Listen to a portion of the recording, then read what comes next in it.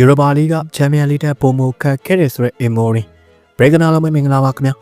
မန်ယူနီဘာ Emory ကသူ့ရဲ့ဘွားကအာဒီတာနဲ့အရန်ကိုကွာခြားလို့နေကြောင်းအာဒီတာကအသင်းကိုသူ့စိတ်တိုင်းကြအချိန်ယူတိစောက်ခွင့်ရရှိခဲ့ပေမဲ့လေသူအနေနဲ့ကတော့အာဒီတာလောက်ထိအချိန်ရဖို့မရှိတဲ့အကြောင်းညီးတွားပြောဆိုလာခဲ့ပါတယ် Emory ပြောတာကဟုတ်လဲဟုတ်ပါတယ်အာဒီတာက online Emery ရဲ့နေရာမှာ2019ခုနှစ်ကတည်းကအစားထိုးဝင်ရောက်ခွင့်ရရှိခဲ့တာဖြစ်ပါတယ်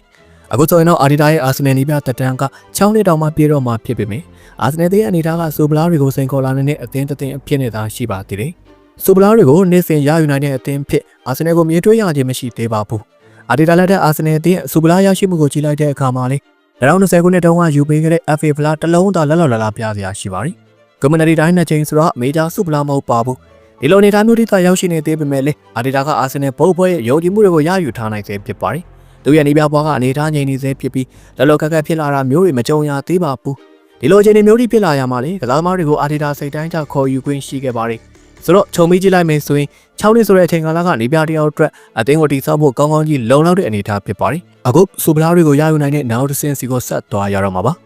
အာဒီတာကအာဆင်နယ်ကိုအေးအေးဆေးဆေးနဲ့ဂိုင်းတွယ်ခွင့်ရရှိခဲ့ပေမဲ့သူအနေနဲ့ကတော့မန်ယူတင်းကိုဂိုင်းတွယ်ရမှာအာဒီတာလိုအချိန်ရဖို့မရှိကြောင်းအမော်ရင်ကညီးတွားလာခဲ့တာပဲဖြစ်ပါတယ်ဒီကြောင့်နဲ့ပတ်သက်ပြီးတော့အမော်ရင်ကကျွန်တော်အနေနဲ့အာဒီတာလိုအချိန်ရမယ်မတင်ပါဘူးအာဒီတာကဒီနေ့လိုအနေထားမျိုးဖြစ်လာတဲ့တီဆောက်ဖို့အတွက်အချိန်တွေလုံလုံလောက်ရရှိခဲ့ပါတယ်လို့ပြောခဲ့ပါတယ်ယူရိုပါလိဂ်ကချန်ပီယံလိတဲ့ပုံပုံခတ်ခဲ့တယ်လို့လည်းအမော်ရင်ကပြောပါတယ်အမော်ရင်ကကျွန်တော်တို့လမ်းကြောင်းမှန်ပေါ်ကိုသွားနေပါတယ်ယူရိုပါလိဂ်ကချန်ပီယံလိတဲ့ကစားရပိုခတ်ပါတယ်ဒါပေမဲ့ကျွန်တော်ရဲ့အဓိကရည်မှန်းချက်ကတော့ပရီးမီးယားလိမှာရပ်တည်မှုတွေပြန်လည်ကောင်းမွန်လာဖို့ပါပဲလို့ပြောခဲ့ပါတယ်